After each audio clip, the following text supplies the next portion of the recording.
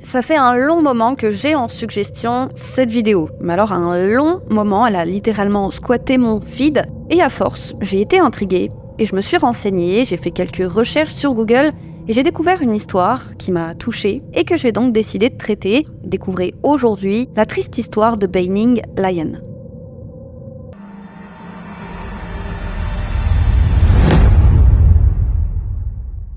Comme toujours les amis, n'hésitez pas à liker la vidéo et à vous abonner. Banning Lyon est originaire de Californie. Les premières années de sa vie sont heureuses. Il a une sœur et les deux sont choyés par leurs parents.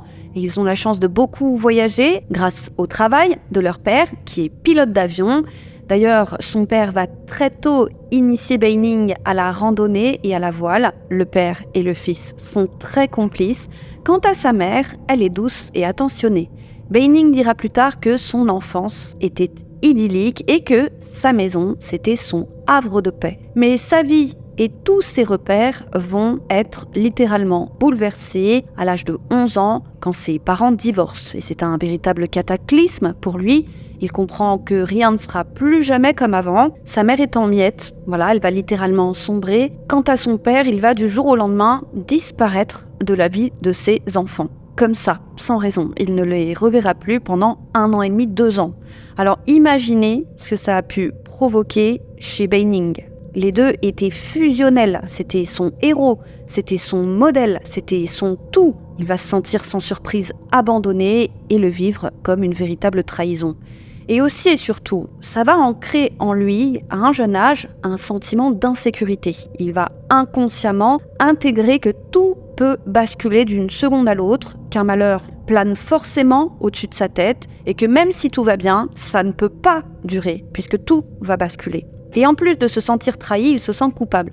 Alors, coupable de quoi ? Il ne le sait pas, mais il a l'impression que sa mère voit en lui son père, cet homme qu'elle déteste, comme s'il lui rappelait chaque jour le douloureux souvenir de cette relation qu'elle aurait bien aimé laisser derrière elle et oublier. Après le divorce, c'est une femme brisée, elle passe ses journées dans son lit, les rideaux fermés, elle va même développer un zona. Ce sont des éruptions cutanées qui peuvent parfois être dues au stress et à l'anxiété. D'ailleurs, il a été prouvé qu'il existait un lien direct entre l'état mental d'une personne et l'apparition de la maladie. Un mal-être peut avoir pour conséquence d'affaiblir le système immunitaire. Donc ceci explique cela. Alors imaginez la douleur de cette femme pour qu'elle somatise de la sorte. Alors moi j'ai pensé à une tromperie. Aucune certitude, en tout cas, elle a eu un choc émotionnel important et ça, c'est indéniable, sans compter qu'elle a dû déménager. La voilà qui reste à longueur de journée dans le noir. Banning dira que son havre de paix s'était transformé en un endroit sombre et triste.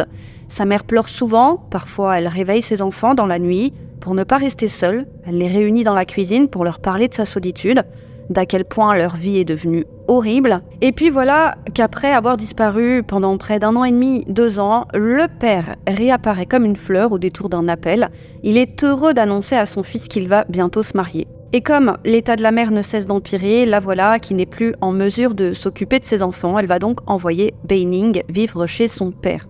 Alors je ne sais pas concernant sa sœur si elle est partie là-bas vivre ou non. Voilà donc qu'il débarque dans la belle et grande maison de son père qu'il partage avec sa nouvelle épouse, une très jeune femme d'une toute petite vingtaine d'années. On est loin de l'appartement miteux et minuscule dans lequel il a dû emménager avec sa sœur et sa mère. Le papa a l'air d'être plus heureux que jamais et il vit grand train. Quant à sa jeune épouse, elle est du genre exigeante. En plus d'être assez froide et distante avec Banning, elle impose un nombre impressionnant de règles et de corvées. Banning et elle vont souvent être en conflit, au point où 1 an après, son père lui annonce qu'il a décidé avec sa belle-mère qu'il n'est plus le bienvenu. Il doit repartir. Alors il lui dit d'appeler sa mère. Alors Banning, 13 ans, appelle sa mère, mais elle lui dit que là où elle vit, c'est trop petit, qu'elle ne peut pas non plus le garder, alors elle va l'envoyer vivre chez sa sœur, à savoir la tante de Banning. C'est ainsi que Banning arrive à Dallas, au Texas. Il vit alors avec son oncle, sa tante et ses 2 cousins, et il se sent en trop, il sent qu'il dérange. Il dira que c'est comme si sa tante avait accepté de l'accueillir par bonté d'âme, mais que dans le fond, elle aurait aimé qu'il en soit autrement. Et Banning ne va pas essayer de nouer des liens.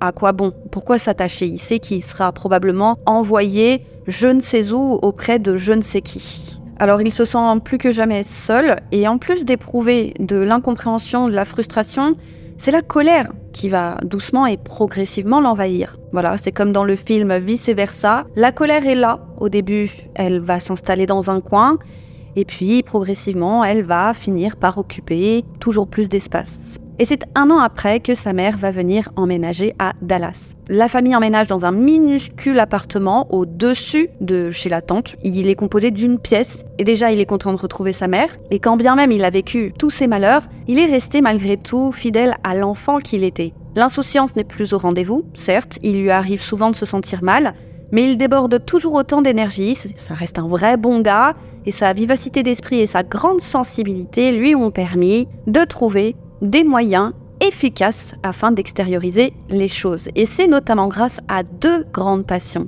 La première, c'est le punk rock. Rappelons que nous sommes alors au milieu des années 80, le punk rock lui parle, c'est un style plus agressif, plus subversif et moins sentimental que le rock.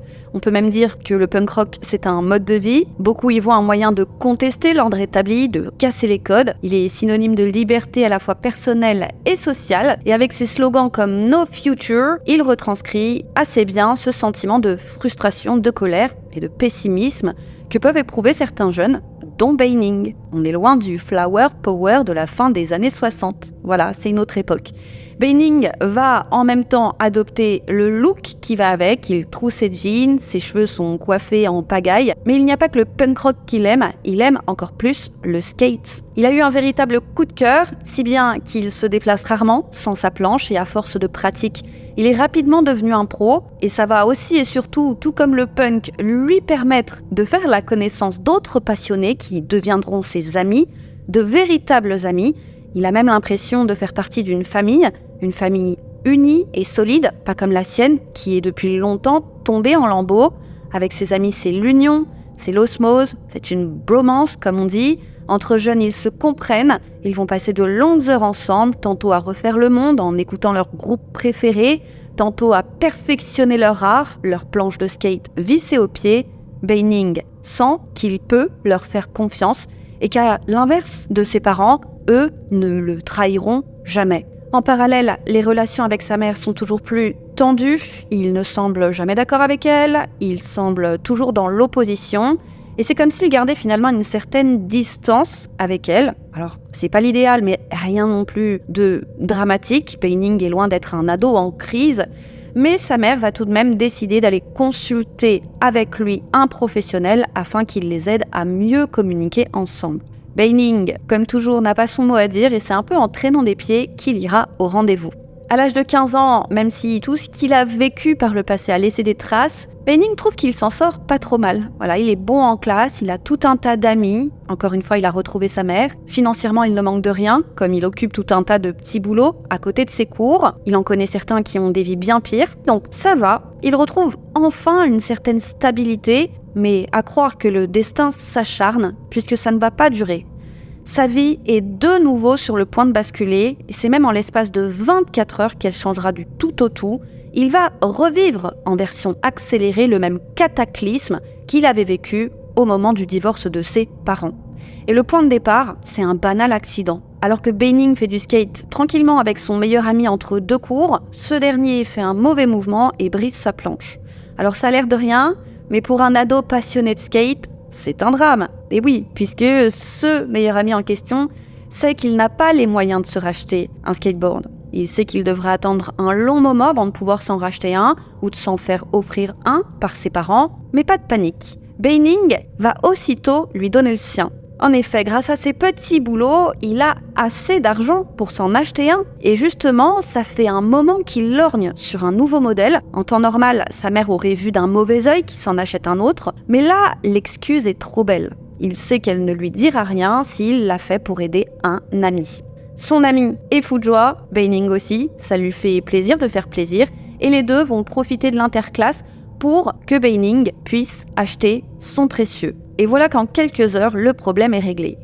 Les 2 amis retournent en cours, mais il y en a une qui a observé de loin leur petit manège. C'est la conseillère scolaire du lycée. Et elle voit d'un très mauvais œil ce soudain élan de générosité. C'est sûr, il y a anguille sous roche, alors elle va aussitôt convoquer Beining dans son bureau. Beining est étonné, il se demande ce qu'elle peut bien lui vouloir, après tout les deux ne se sont jamais adressé la parole, et tout le monde sait au lycée que c'est jamais bon signe d'être convoqué dans son bureau. Alors en arrivant, il lui demande s'il a fait quelque chose de mal, ce à quoi la conseillère lui répond qu'elle est inquiète pour lui. Elle lui explique qu'elle a remarqué plusieurs choses troublantes. La première, c'est cette histoire de skateboard. Elle pense que cet élan de générosité est une sorte d'appel à l'aide, car, je cite, « se séparer comme ça de son bien le plus précieux est le signe d'une santé mentale déclinante ». Mais ce n'est pas tout. Elle lui explique aussi qu'une fois, en le croisant dans les couloirs, elle a remarqué une annotation sur la couverture de l'un de ses cahiers. Il avait griffonné à la main « tendance suicidaire ». Beining sourit, il la rassure, il lui explique que c'est là le nom de son groupe de punk rock préféré, qu'elle ne doit pas s'inquiéter, il va très bien. Le cas contraire, il n'aurait pas hésité à lui dire. Quant au skate, il lui explique le pourquoi du comment. Mais la conseillère n'est pas convaincue. Selon elle, il est évident qu'il est gravement troublé.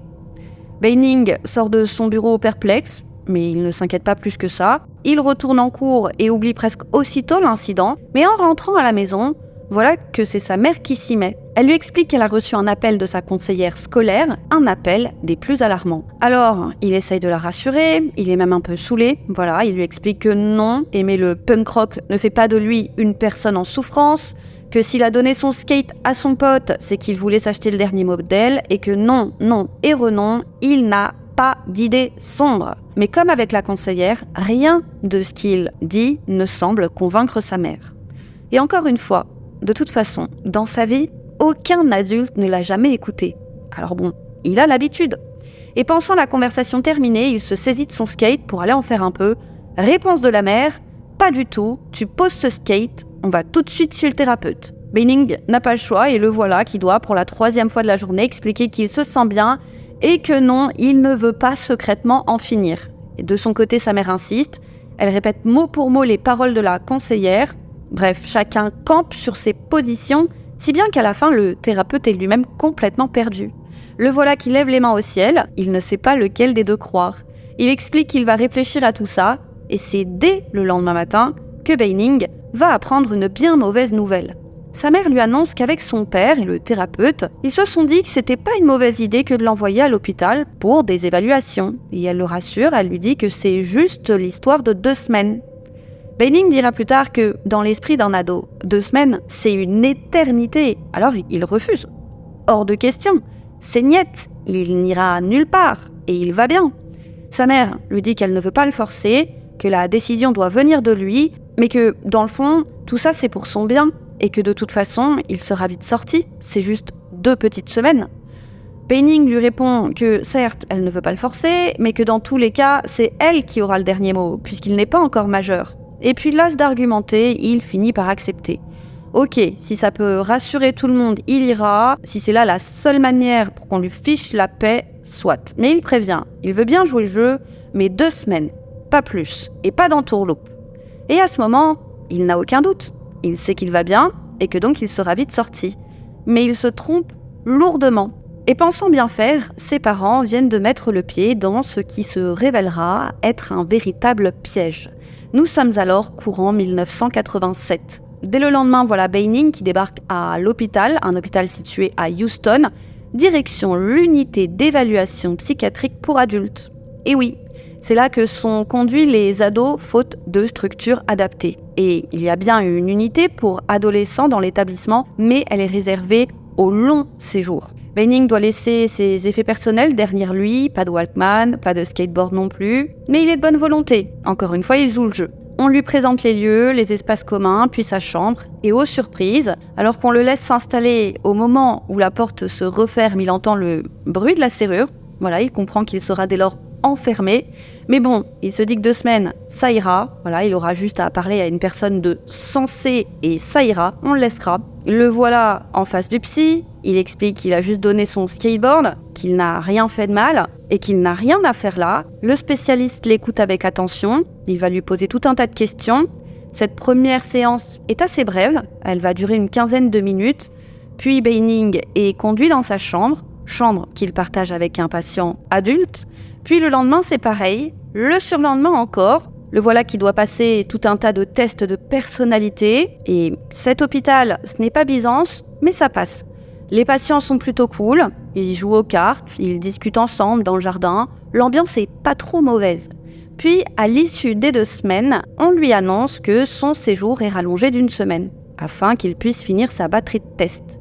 Et c'est à la fin de la 3e semaine que le diagnostic est posé.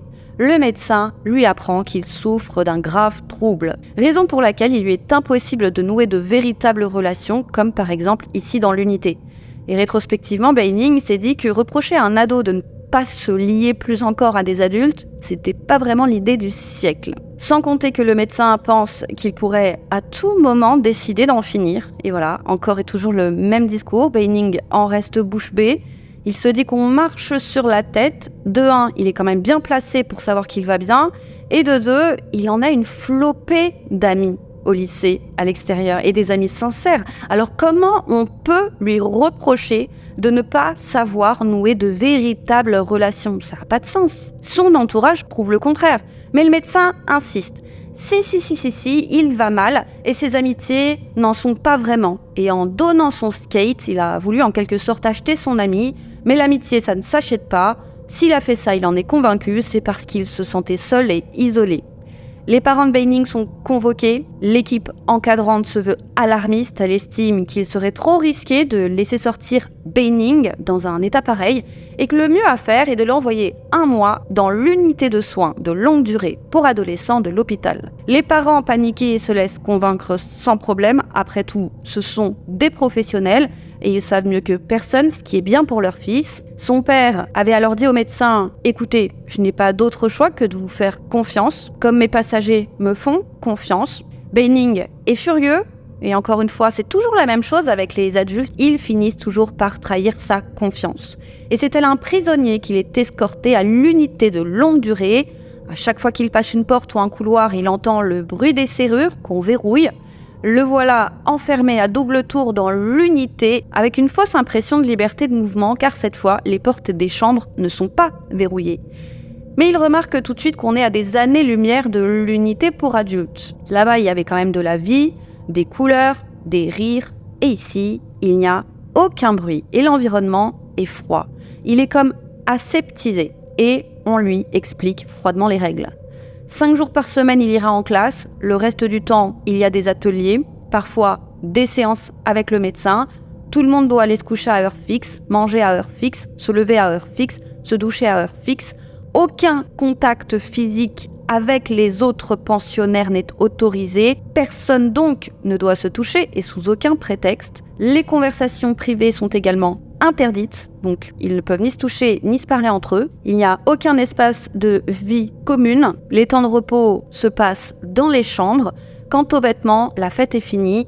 Ils devront être validés par le médecin. Pareil pour les livres. Quant à la musique, elle est proscrite. Les communications téléphoniques avec l'extérieur sont interdites. Il n'a le droit d'être visité qu'1 fois par semaine et 15 minutes et en présence d'un membre du personnel. Et à peine a-t-il posé son paquetage dans sa nouvelle chambre qu'il est aussitôt conduit à ce qui est appelé la réunion d'unité. C'est une réunion de groupe qui a lieu dans une grande salle. Lorsqu'il arrive, tous sont en train de s'installer, les chaises sont positionnées de manière à former un grand cercle, mais rapidement le regard de Beining est tapé par une jeune fille. La scène est terrible, et d'ailleurs jamais elle ne quittera son esprit. La pauvre est là, allongée sur un lit, retenue par de larges sangles en cuir. On la dirait tout droit sortie d'une caverne, avec ses longs cheveux noirs ébouriffés. Elle est sale, et son regard, il dira plus tard que ce regard c'est un regard terrifié. Il pouvait littéralement lire le désespoir dans son regard. Et ce qui le trouble d'autant plus, c'est que personne n'a l'air étonné par la scène. Tout le monde l'ignore comme si tout ça était normal. D'instinct, il se dit que ça n'annonce vraiment, mais vraiment rien de bon. Et ses doutes seront confirmés lorsqu'à la fin de la réunion, alors qu'il rejoint sa chambre, il tombe nez à nez avec celui qui sera son colocataire. Il est assis sur un fauteuil roulant et lui aussi est entravé, pieds et mains avec de solides sangles. Au début, Beining pense que c'est sûrement un fou. Il n'y a que ceci qui pourrait expliquer cela. Et souvenez-vous, il ne peut pas lui parler, car les conversations privées sont interdites. Et un membre du personnel, sachez-le, passe toutes les 15 minutes pour jeter un œil par les hublots des chambres, pour vérifier ça. Et d'ailleurs, 15 minutes est un prétexte, en fait, ils passent sans arrêt. Comme si leur but était vraiment de les prendre la main dans le sac. Et au moment du coucher, un membre du personnel vient libérer son compagnon de chambrée, qui s'installe aussitôt sur son lit et rebelote, voilà qu'on l'attache au lit, comme si de rien n'était. Cette nuit-là, les deux vont braver l'interdiction, ils vont réussir à se parler malgré les passages incessants des membres du personnel. Les deux s'entendent plutôt bien. Beining se rend compte qu'il a l'air tout à fait normal, et spoiler alert, il l'est. Et Beining ne veut pas être trop intrusif, alors il va simplement lui demander ce qui a bien pu arriver à la jeune fille, aux cheveux emmêlés, pour qu'elle soit ainsi traitée. Ce à quoi son coloc lui répond qu'il ne sait pas trop, mais que ça fait des mois qu'elle est comme ça, qu'elle n'a jamais été autorisée à prendre un bain, ni même à quitter son lit. Il lui dit également que passé l'effet de surprise, comme les autres, il ne remarquera même plus sa présence. Et ce n'est que plus tard que Beining apprendra que la pauvre est restée ainsi 18 mois d'affilée. Et que comme d'autres à sa sortie, elle a dû suivre une rééducation pour pouvoir réapprendre à marcher, parce qu'elle n'avait plus marché depuis 18 mois. Les premiers jours, Beining va observer avec attention le fonctionnement de l'unité, et ce qui va tout de suite le marquer, c'est que même s'ils ne sont pas nombreux, une douzaine, une quinzaine, beaucoup sont attachés, tantôt à des lits, tantôt à des fauteuils roulants. Et puis comment ignorer cette atmosphère très glauque qui règne ? C'est comme s'il était entouré, certes, mais seul, puisqu'il ne peut communiquer avec personne. Tous ont même l'obligation de rester à minimum 1 mètre de distance. Il y a un fossé énorme avec l'unité pour adultes, sans compter qu'il n'y a aucun espace extérieur pour prendre l'air, pas même une petite cour. Aucun des résidents n'est autorisé à mettre le pied dehors. Imaginez, l'unité a été construite de manière à ce que les résidents ne puissent jamais avoir accès à l'extérieur. Ils sont comme dans une boîte de conserve. Et Beining n'est jamais seul. Alors, il va se sentir seul pour toutes ces raisons que je vous ai expliquées, mais il n'est seul que quand il va aux toilettes. Imaginez ce que ça peut faire sur le mental. Et là, il comprend dans quel bourbier il a atterri. Mais il reste confiant, après tout. Il n'est là que pour 1 mois. En se tenant à carreau, s'il ne fait aucune vague, dans 1 mois, ce sera du passé. Et puis, il se dit qu'il arrivera à raisonner ses parents lors de leur visite. Mais il va vite comprendre que non. Que le membre du personnel présent, c'est l'œil de Moscou. Et qu'il n'est là que pour s'assurer que le patient ne moufte pas, qu'il ne s'aventure pas à critiquer, ni même à parler du fonctionnement de l'unité, sinon c'est une punition qui l'attend. Et d'ailleurs, c'est assez rapidement que la première punition va tomber. La faute de Beining, oublier trop souvent de fermer la porte de sa chambre derrière lui. Or, il est obligatoire de fermer sa porte quand on entre ou quand on sort. Alors un jour, le médecin lui annonce que pour y remédier, il devra suivre la, je cite, thérapie sur chaise. À savoir qu'à chaque fois qu'il oubliera de fermer la porte, il devra s'asseoir sur une chaise dans le couloir, chaise toujours placée face à un mur. Il devra y rester sans bouger, les pieds bien à plat sur le sol, les mains sur les genoux, sans parler, ni avoir de contact visuel avec qui que ce soit, et ce, durant 30 minutes. Et il devra, je cite, utiliser ce temps pour réfléchir à la raison pour laquelle il a oublié de fermer la porte. Et c'est à plusieurs reprises que Beining devra aller sur cette chaise. Voilà, il est tête en l'air, et même s'il essaye de faire attention, il oublie souvent de bien claquer la porte derrière lui. Et pendant ces périodes de silence forcé, sur cette chaise, il entend très souvent des cris horribles qui viennent du fond des entrailles. Ça le terrifie. Il dira que ne rien voir, juste entendre des cris, c'est parfois pire que de voir ce qui se passe parce que l'imagination est fertile et c'est tout un tas de scénarios macabres qui vous viennent à l'esprit. Et après quelques jours de ce qui est déjà un enfer, un jour il va assister à une scène troublante. Un médecin annonce à une patiente qui est là depuis plus de 3 ans qu'elle va bientôt quitter l'établissement. Et elle va se mettre à pleurer en criant qu'elle ne veut pas partir. Et son attitude va choquer Beining. Voilà, c'est une jeune et jolie fille dans la fleur de l'âge. Comment ça, elle veut rester ici ? Ça n'a pas de sens. Dehors, elle sera libre. Alors, pourquoi a-t-elle l'air aussi terrifiée à l'idée de sortir ? Eh bien, il comprendra mieux les choses plus tard, quand lui-même sortira, et ça, on y reviendra. Les premières semaines vont ainsi passer. Beining se rend vite compte qu'oser ne serait-ce que rire a le don d'énerver au plus haut point les encadrants. Mais il tient bon. Encore une fois, il pense à 30 jours. Après, c'est fini.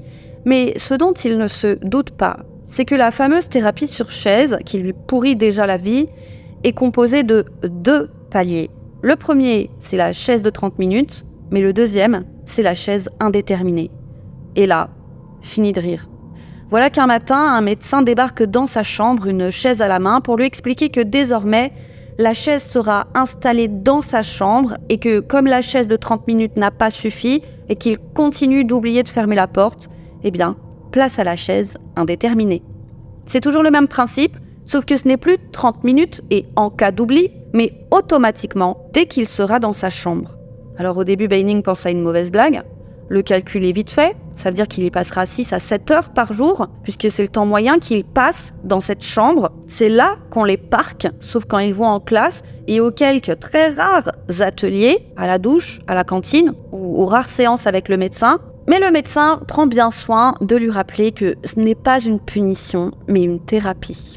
Beining se dit que c'est du délire, qu'ils ne vont quand même pas le laisser croupir sur une chaise pour une histoire de porte mal fermée. Et puis, qui de sain d'esprit peut une seconde penser qu'on peut soigner le mal-être de quelqu'un en le forçant à rester des heures assis sur une chaise ? Mais il sait qu'il ne peut rien dire, parce qu'il sait, il l'a vu autour de lui, qu'ils ont sans doute une autre thérapie en stock et une thérapie bien plus cruelle encore. Alors il n'a pas le choix. Au début, il pense que ça va durer quelques jours, mais il finira par se rendre compte qu'une fois qu'on écope de la chaise indéterminée, il n'y a plus de retour en arrière. Même avec un comportement impeccable, il n'y a qu'en quittant définitivement l'établissement qu'elle prend fin. Voilà donc le pauvre Beining qui doit passer un temps interminable sur cette chaise. Les bons jours, il y passera de 6 à 7 heures, mais les mauvais, à savoir pendant les vacances scolaires, quand il n'y a pas de cours, il y passera, tenez-vous bien, entre 10 et 12 heures par jour. Comme ça, chaque jour. Sans compter qu'en même temps que la chaise indéterminée, on lui annonce qu'il est préférable qu'il ne mange plus au réfectoire, mais dans sa chambre. C'est mieux ainsi. Sans raison. Alors, il mangera, en plus de ça, solo, face au mur. Beining n'a plus qu'une idée en tête, faire tout son possible pour se sortir de là et au plus vite. Il se dit que le seul moyen, au-delà d'avoir un comportement irréprochable, c'est d'aller dans le sens des médecins et leur dire exactement ce qu'ils veulent entendre. Alors il va faire semblant. Oui, je me rends compte que j'allais mal et je m'en suis pas rendu compte, c'est vrai. Mais maintenant je sais, je peux enfin avancer et l'essentiel c'est de s'en rendre compte, hein. Et puis ça fait du bien de regarder la réalité en face. Ça fait du bien, ça va drôlement mieux, dis donc, est-ce que je peux sortir ? Mais après un mois, quand vient l'heure du bilan, rebelote. On lui explique que non et renon, il ne va pas bien. Il pense juste aller bien.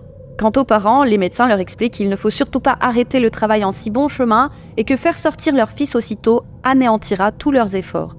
Ils préconisent donc un mois de plus. Les parents vont accepter. Si c'est mieux ainsi, soit. Qui sont-ils, après tout, pour remettre en question un avis médical ? La nouvelle est dure à encaisser pour Beining, d'autant plus que, encore une fois, chaque jour est une épreuve, mais il garde espoir. Il continue de jouer le jeu. Il dit A quand il faut dire A. Il dit B quand il faut dire B, et cette fois, il se dit que c'est la bonne. Quand vient l'heure du bilan, il est convaincu que c'est enfin la fin de son calvaire, mais rebelote. Voilà qu'il est reconduit d'1 mois. Alors Beining va essayer de perfectionner sa stratégie, il va analyser ce que disent ceux qui ont la chance de sortir. Alors il va dire la même chose, il dira que c'était comme jouer un rôle, mais le bilan d'après, c'est pareil. Et quand les médecins ne trouvent plus rien à dire pour le contredire, ils se contentent de dire qu'il n'est pas sincère et qu'il ne pense pas ce qu'il dit. Et là, Beining se rend compte qu'il aura beau faire ce qu'il veut, c'est pas demain la veille qu'il verra la lumière du jour. Et à ce moment, il se sent plus que jamais abandonné, comme si, dans le fond, ça arrangeait tout le monde, y compris ses parents, qu'ils pourrissent là. Mais avec son séjour, qui n'a de cesse de s'éterniser, ce qu'il redoute le plus, c'est de craquer. Il ne se passe pas un jour sans que l'un des jeunes pensionnaires ne craque. Tout au long de son séjour, il dira que c'était le désespoir qui les faisait craquer. Lui aussi, il a craqué. Quand on a la sensation qu'on n'a plus rien à perdre, alors on craque. Ça n'a plus d'importance. On a, dans sa tête, déjà touché le fond. Tout au long de son séjour, Beining en verra certains s'arracher les cheveux, d'autres se mordre, se griffer. Certains essayer de se fendre le crâne en se cognant contre les bords en bois de leur lit. Il en a même vu plusieurs essayer de s'arracher les yeux, sans compter tous ceux qui ont perdu pied avec la réalité. Et comment peut-il en être autrement ? Les soignants font preuve d'une inventivité extraordinaire. Si c'est pas la chaise, c'est le fauteuil. Si c'est pas le fauteuil, c'est le lit. Si c'est pas la privation de douche, c'est l'isolement, etc., etc. Mais Beining sait que même si c'est dur, injuste et extraordinairement impitoyable comme traitement, il ne doit en aucun cas baisser les bras. Parce que si ça disjoncte là-haut, il est foutu et pour le reste de sa vie. Il réalise donc qu'au-delà des soignants, son pire ennemi, c'est lui-même. Mais il sait aussi qu'il est son meilleur allié. Alors, il doit absolument trouver en lui les ressources nécessaires pour supporter l'insupportable, puisque c'est sa vie qui est en jeu. Imaginez-vous une seconde devoir passer ne serait-ce qu'une seule fois 12 heures d'affilée sur une chaise en solitaire. Faut être sacrément solide pour supporter ça. C'est comme l'isolement, on sait tous les ravages que ça cause sur la psyché. Alors Beining va, sans le savoir, se dissocier déjà de lui-même lorsqu'il doit rester des journées entières sur cette chaise. Les effets de tel traitement, encore une fois, sont prouvés. Un manque d'interaction, d'activité sur de longues périodes peut littéralement court-circuiter le cerveau. Les conséquences peuvent être irréversibles et l'imaginaire peut venir empiéter sur la réalité. Ils ne sont pas rares à commencer à apercevoir des formes ou à entendre des bruits qui n'existent pas. Et au-delà de se dissocier de lui-même, il va aussi se dissocier des autres. Il va se rendre compte que subir soi-même, c'est une chose.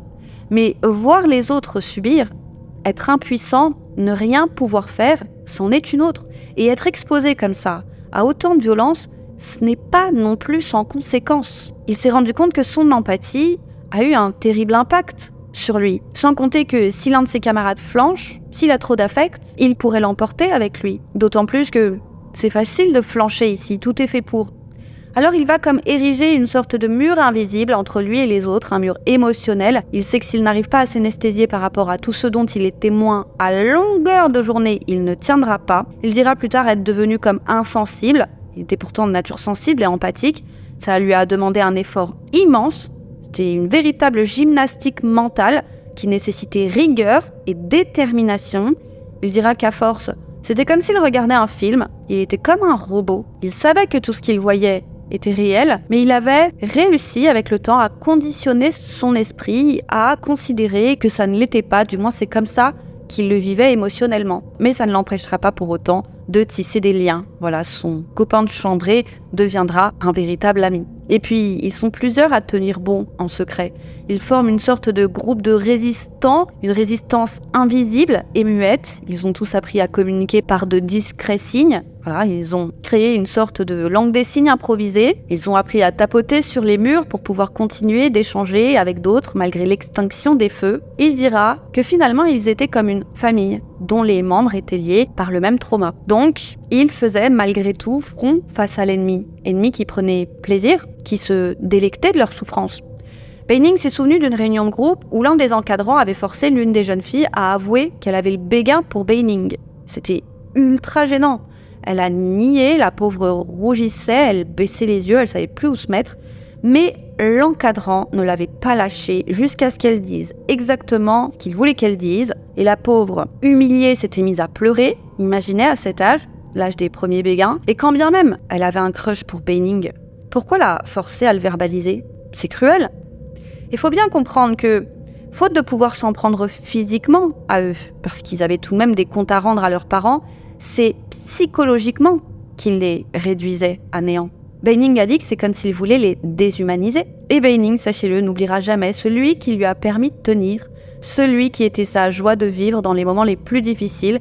Et ce n'est pas une personne, non, mais un arbre.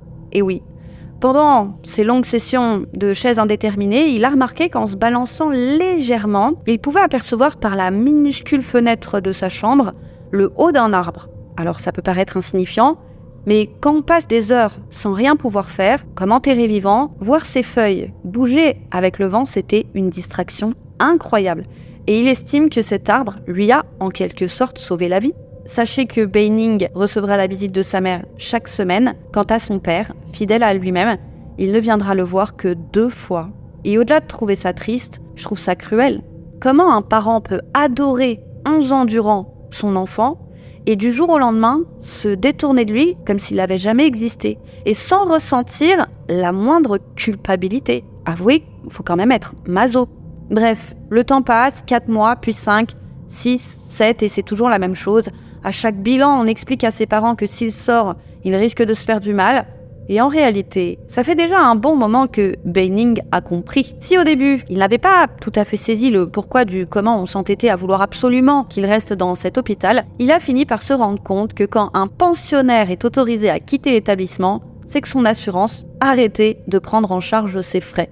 Il y a des assurances qui payaient quelques mois et d'autres plusieurs années. Et en fait, tout le monde suspectait ça dans cette unité. Et Beining en aura la certitude quand après 353 jours, soit une année, il apprendra qu'il est enfin autorisé à quitter l'unité de longue durée. Et tiens, il apprend par la même occasion que c'est suite au refus de l'assurance de son père de continuer à payer ses soins que bizarrement, les médecins ont décrété qu'il allait mieux. Voilà, comme par magie, son diagnostic alarmant ne l'était plus. Voilà Beining libre après 11 mois de chaise et d'horreur.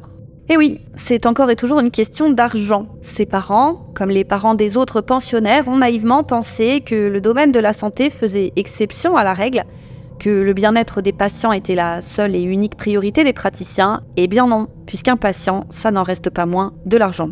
Et oui, des vicieux s'étaient rendus compte qu'il y avait un sacré paquet d'argent à se faire avec les assurances. Mais convaincre un adulte qu'il va mal alors qu'il va bien, c'est compliqué.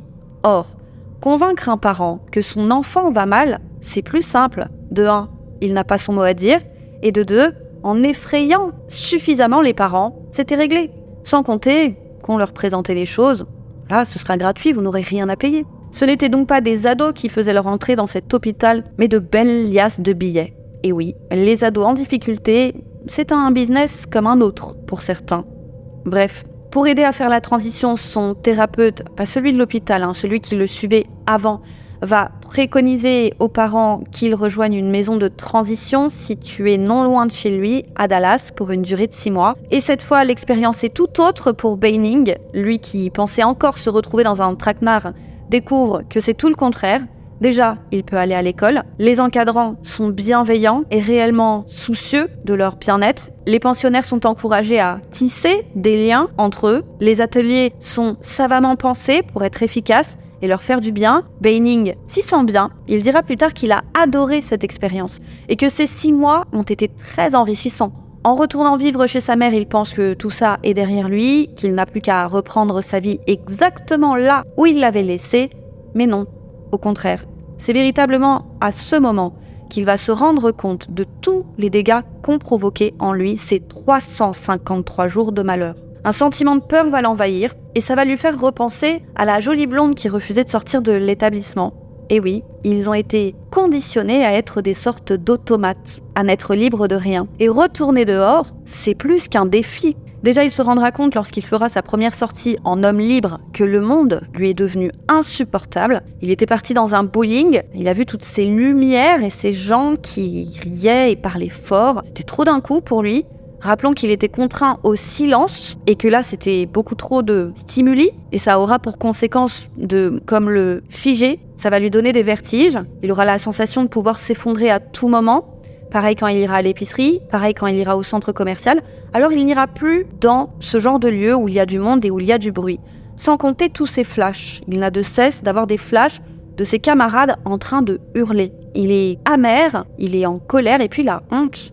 Il se sent stigmatisé. Après tout, il sort d'un hôpital psy. Alors, toute une partie de lui se considère comme une sorte de paria. Il ne va pas se confier et dire qu'il a passé 1 an dans un hôpital psy. Il n'a pas envie qu'on le prenne pour un fou. Et puis, il va s'isoler de plus en plus, même de ses amis. C'est un peu comme le revers de la médaille. À force de s'être entraîné à se dissocier, il était devenu dans la capacité de nouer des relations sincères avec les autres. Il se rend compte que la vie n'a plus de sens. Le voilà qui, en classe au lycée, rêve de partir, de s'en aller, physiquement, d'en finir. Et là, il n'y a personne. Sans assurance, tout le monde s'en moque. Alors que c'est là qu'il a besoin d'aide. Il se rend compte, alors qu'il n'a pas encore 17 ans, qu'il a été détruit psychologiquement.